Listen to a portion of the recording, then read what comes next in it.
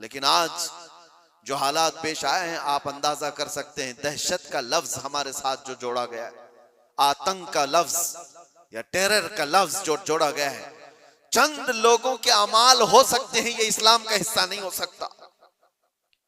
जिस तरह से अभी हमारे मुल्क में दिल्ली में जो ब्लास्ट हुआ, किन लोगों ने किया? शुरुआती तहकीकात में जो नाम पेश किए जा रहे हैं मुसलमानों के नाम। कौन से मुसलमान हैं ये लोग? क्या चाहते थे?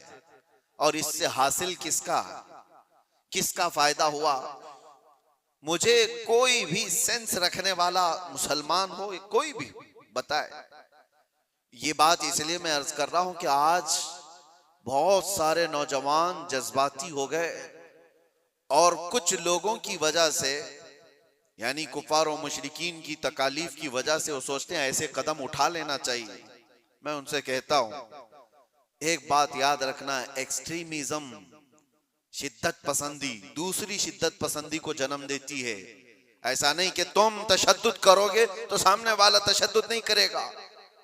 तुम एक करोगे, सामने दो करने वाले होंगे। तुम दो करोगे, चार की शिद्दत और हो जाएगी। यह हल नहीं है दुनिया में।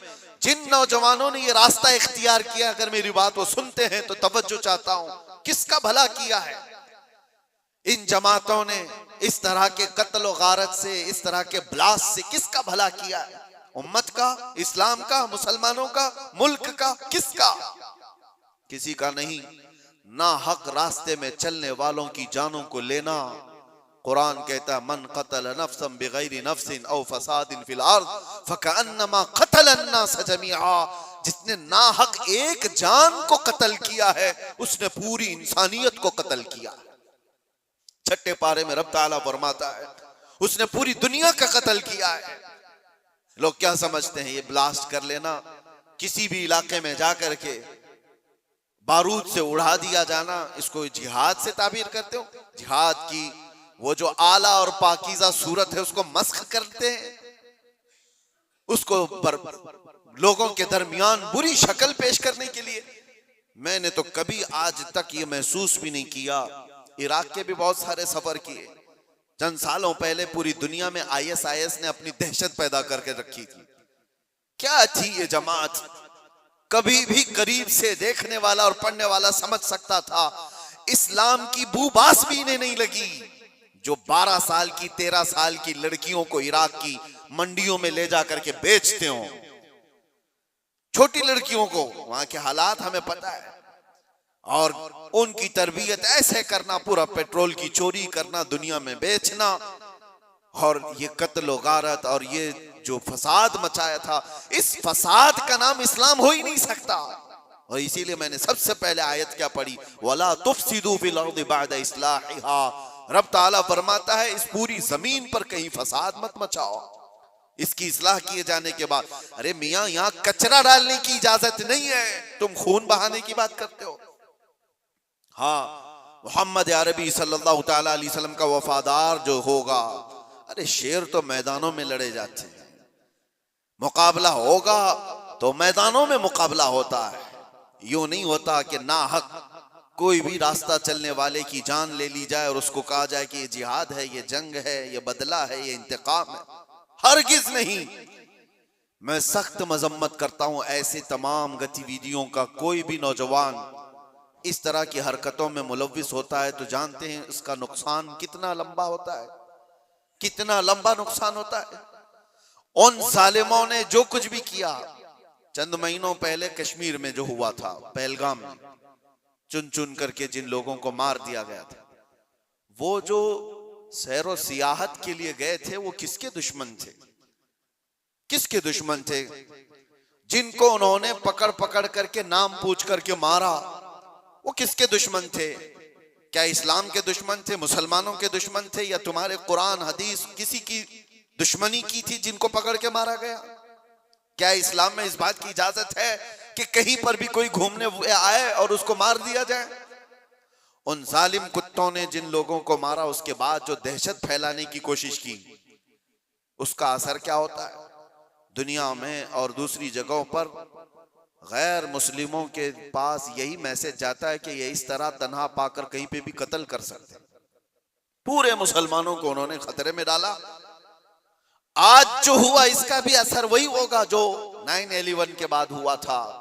आपको पता है 2001 में अमेरिका के अंदर जो बिल्डिंगें गिरा दी गई थी जिसमें 3000 लोग करीब मारे गए थे, वर्ल्ड ट्रेड सेंटर पर जो हमले हुए थे, उसकी तहकीकात हुई। उसके बाद फिर कई सालों के बाद अफगानिस्तान से जिम्मेदारी कबूल की एक जमात ने कि इसको हमने किया, लेकिन उसका असर क्या हुआ जानते हैं? तकरीबन 11-12 साल तक उस शहर में ऐसे हालात हो गए थे कि मुसलमानों का जीना तंग हो गया। कोई देखना नहीं चाहता था किया किसने, लेकिन कसूर भर कौन रहा है।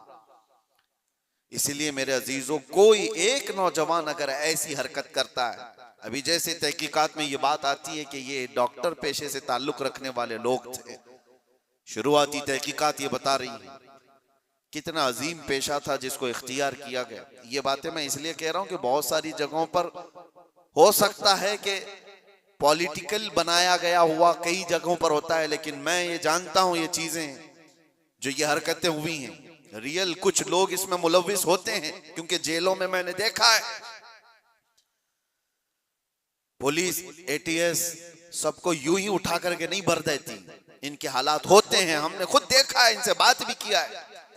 एक बात मैं आपको बता देता हूं, पुलिस से तो वो अपना जुर्म छुपा सकता है, कैदियों में आपस में तो अपना जुर्म बताता ही है क्या क्या किया था।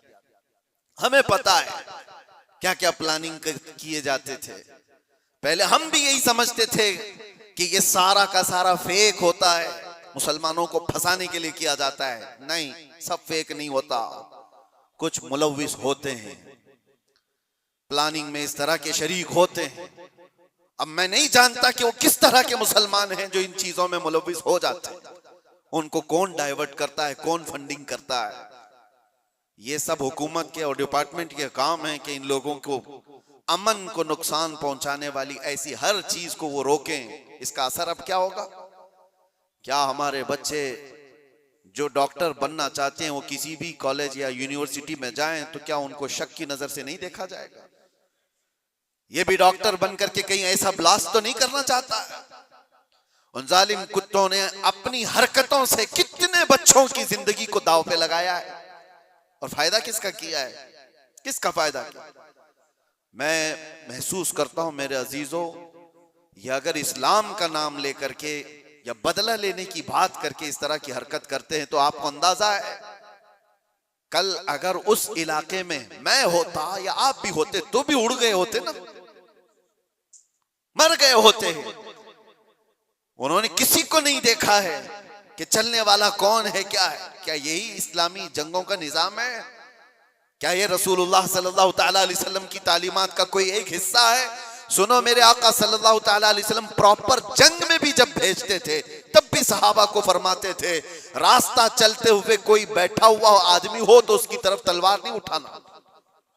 मेरे आका सल्लल्लाहु अलैहि वसल्लम, ये तो जंग की हालत भी नहीं है अभी हमारी, कहीं जंग की हालत में है हम लोग?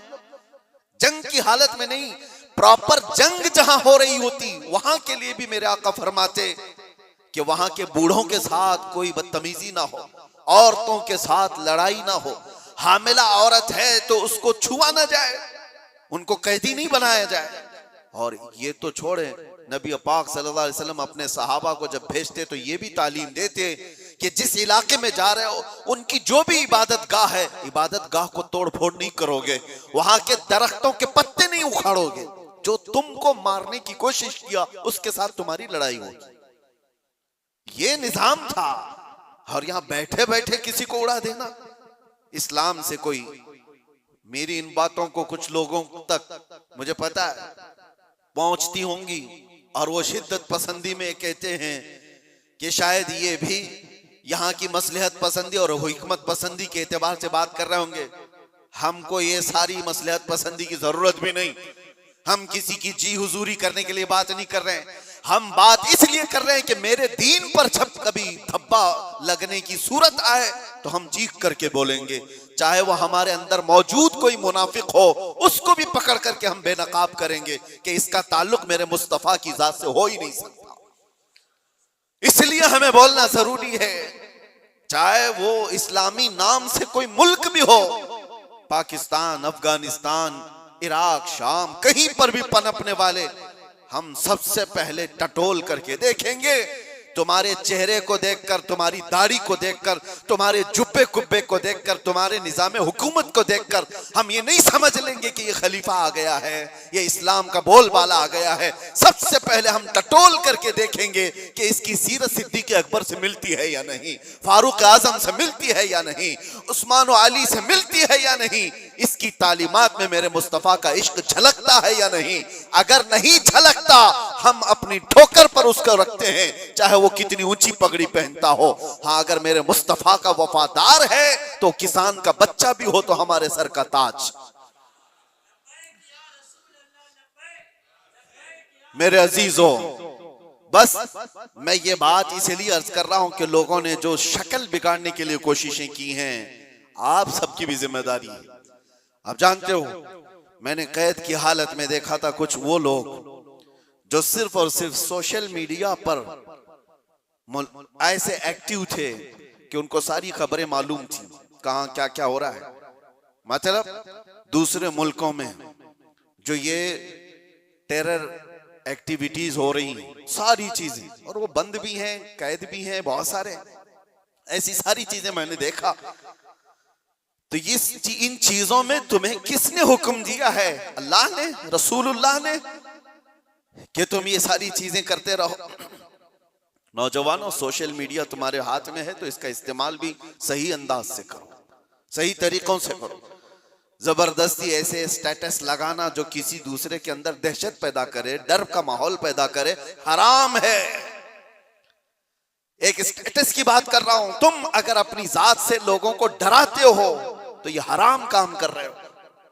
वजह यह है कि लोग सिर्फ और सिर्फ तुमसे नहीं डरेंगे, पूरे इस्लाम से वो डरने लग जाएंगे, वो मोहम्मद अरबी सल्लल्लाहु तआला अलैहि वसल्लम की तालीमात से डरने लग जाएंगे।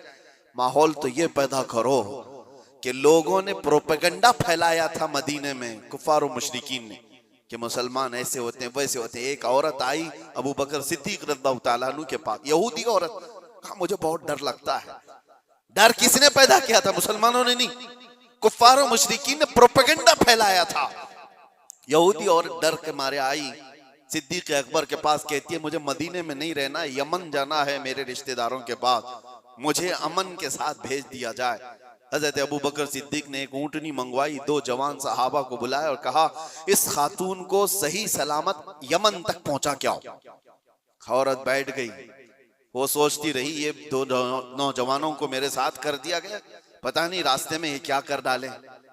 अल्लाहु अकबर। तारीख बताती है वो 2 नौजवान सहाबी चलते रहे, वो खातून बैठी रही।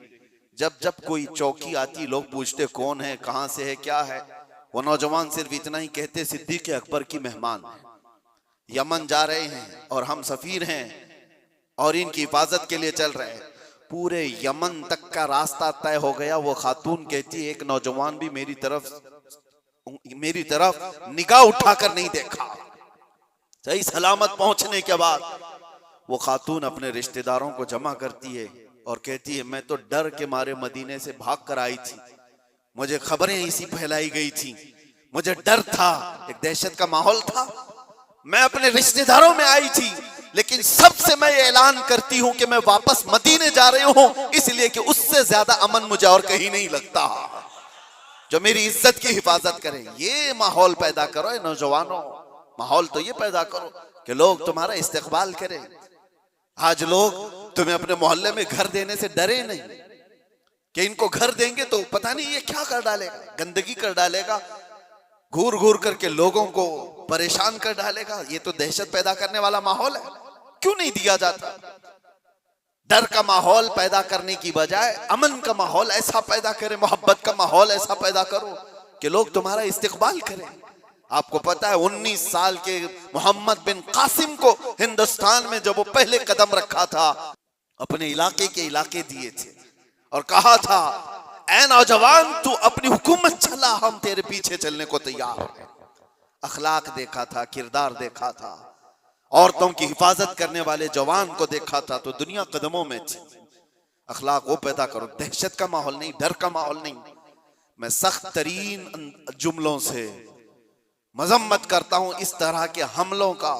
और जाहिर सी बात है, हम जिस मुल्क में रह रहे हैं मेरे अजीजों, दर्द हमें इस बात का भी होता है, हम अपने मुल्क में कचरा भी नहीं फेंकना चाहते, तो ना हक बिरादराने वतन चाहे वो कोई भी हो, उनकी जान लेने की इजाजत कैसे दी जा सकती? क्या ये मेरे मुल्क जहां मैं रह रहा हूं, आप रह रहे हैं, उसकी इज्जत पर खतरा नहीं है? उसकी हिफाजत, उसकी सिक्योरिटी पर खतरा नहीं है?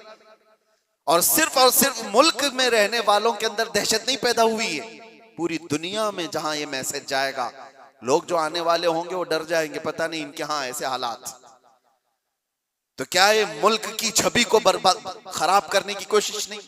कितनी एक काम से उन जालिमों ने अपने खानदान को जोखिम में डाला, अपने रिश्तेदारों को, अपने वतन को, अपने दीन को, और जहां वो पढ़ते थे वो सब जगह को, सबको खतरे में डाला है और बर्बाद किया है एक अमल ने। इसीलिए कुरान ने क्या कहा, ना हक किसी एक की जान लेने का मतलब है पूरी दुनिया की कत्ल करने के बराबर, और किया उन्होंने, इंसानियत के कत्ल के बराबर है। अल्लाह ताला ऐसी गतिविधियों में मुलव्विस रहने वाले मुनाफिकों से हमारी हिफाजत फरमाए। मैं दुआ करता हूं और गुजारिश भी यही करता हूं हर नौजवान को कि इस तरह मैं दरमियानी रास्ता इख्तियार करूं, मुदाहनत भी नहीं कि दीन को छोड़ करके चापलूसी करने के लिए कुछ लोगों की तलवार चाटने के काम किया जाए, उनको राजी करने के काम किया जाए। मैं इस बात का कायल नहीं हूं, लेकिन यह बात भी जरूर कहूंगा कि ऐसे शिद्दत पसंद कोई तहरीक हो, कोई तंजीम हो, कोई ऐसी गतिविधियां हो रही हो, उनसे तुम्हारा कोई ताल्लुक ना रहे, उनके दरमियान। हाँ, आपको अपने नबी पाक की मोहब्बत पर भरोसा है या नहीं? मेरे नबी पाक सल्लल्लाहु अलैहि वसल्लम से जो इश्क है, मुझे कामिल भरोसा है, मैं तन्हा भी मैदान में रहूंगा, मेरे नबी की मदद आएगी, रब तबारक तआला की मदद होगी। जब हमें ये यकीन है अल्लाह हमारे साथ है, रसूलुल्लाह की मोहब्बत हमारे साथ है, हमारा चलना फिरना ही रास्ते में काफी हो जाया करता है। इसीलिए मेरे अजीजों, मोहब्बत रसूल पर भरोसा रखो, अल्लाह की जात पर यकीन रखो, हालात यूं ही अच्छे हो जाएंगे। अल्लाह करीम हम सबको इस मुल्क के अमन व अमान अता फरमाए, और बरकतों वाला और खुशहाली वाला, अमन व अमान वाला मुल्क हमें अता फरमाए। जालिमों के जुल्म से और नजर बद से अल्लाह ताला हम सब की हिफाजत फरमाए, और मोमिनीन के दरमियान, हमारी जमात के दरमियान जो छुपे हुए गद्दार मुनाफिकीन हैं, अल्लाह तबारक व तआला उनको बेनकाब फरमाए और उनको कैफर किरदार तक पहुंचाए। व आखिरु दावाना अनिल हम्दुलिल्लाहि रब्बिल आलमीन। अस्सलामु अलैकुम।